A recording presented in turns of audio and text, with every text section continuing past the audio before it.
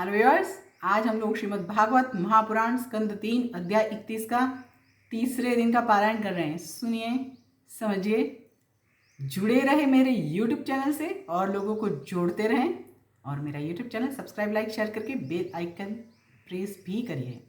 ओम श्री गणेशाय नमः। ओम एम सरस्वत्यै नमः। ओम श्री सद्गुरुदेवेभ्यो नमः। श्री कृष्ण शरणं मम। ओम विष्णवे नमः। ओम श्री लक्ष्मी नारायणाय नमः। अध्याय 31 का तीसरे दिन का पारायण, मनुष्य की गति। हम लोग सुन रहे हैं यहाँ पे माता देवहूति और पुत्र कपिल, जो कि कपिल मुनि और माता देवहूति की जो चर्चा चल रही है, संवाद जो चल रहा है, वो सुन रहे हैं मनुष्य की गति। कल जो सुना था उससे आगे भगवान कपिल कहते हैं अपनी माता को कि हे माता जी, बाल्यावस्था और कुमारावस्था में जो भी दुख भुगतना पड़ता है, यहाँ पे जो लिखा है वही बता रही हूँ। बाल्यावस्था और कुमारावस्था में जो दुख भुगतना पड़ता है, वो भोगने के बाद मनुष्य युवा अवस्था में पैर अपना रखता है, अपनी पगरण आगे बढ़ाता है, अपना पाँव आगे बढ़ाता है और उस समय अपनी सोची हुई चीज़, धारी हुई, फिक्स की हुई चीज़ अगर नहीं मिलती है तो वो क्रोध से लाल पीला हो जाता है, बहुत क्रोधित हो जाता है। अब देखना, जो बच्चा बचपन में बहुत जिद्दी होता है वो कुमारावस्था में भी वही और युवावस्था में उससे भी ज़्यादा क्रोधी हो जाता है और उसको जो चीज़ चाहिए वो नहीं मिलती है तो वहाँ पे वो और क्रोधित हो जाता है। इसीलिए बचपन से ही माता पिता को अपने बच्चे को जो चीज़ चाहिए वो तुरंत ही तुरंत नहीं दिलानी चाहिए, उसको समझाना चाहिए।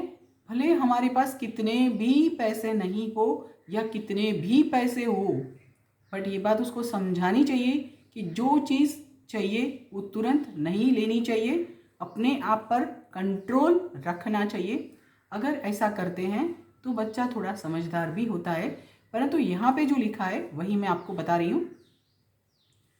क्रोध में ज़्यादा क्रोधित होकर शोकाकुल हो जाता है, देह के साथ बड़ा होता है तो हाइट बॉडी भी बढ़ता है, तो देह के साथ क्रोध और अभिमान भी बढ़ते हैं क्योंकि कॉन्फिडेंस लेवल बहुत हाई हो जाता है उस टाइम और उसको बहुत कुछ अचीव करने की, युवा अवस्था को बहुत कुछ अचीव करने की अंदर से जो एक इच्छा होती है, उत्साह होता है, वो तो सही डायरेक्शन में अगर मोड़ दिया जाए तो मनुष्य सही डायरेक्शन में आगे बढ़ता ही जाएगा। यही समय है बचपन, कौमारावस्था और युवावस्था। ये जो समय है उसमें बचपन में आप अगर बच्चे को अच्छे संस्कार से आगे बढ़ाते हो, हर एक माँ बाप अपने बच्चे को अच्छा ही संस्कार देते हैं, परंतु थोड़ा सा समय देके उसको मंत्रोच्चार भी करवाएं और क्या ज़रूरत की चीज़ है क्या नहीं है वो समझाते समझाते उसकी कुमारावस्था में पहुँचे और कुमारावस्था में भी वही चीज़ सिखाते जाए तो युवा अवस्था में आते हुए बच्चे थोड़े से अपनी संस्कृति की ओर चलते रहेंगे।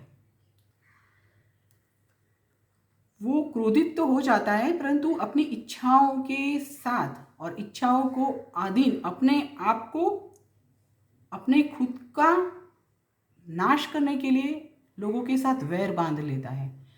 गुस्सा से कुछ भी बोलना, कुछ भी खाना, कुछ भी पीना, क्या करना क्या नहीं करना, अगर उसका ज्ञान नहीं होगा तो ये सब कुछ हो सकता है और व्यक्ति को उस समय मैं बहुत ज़्यादा दिखता है, मैं और मेरा, उसी में अभिमान करने लगता है।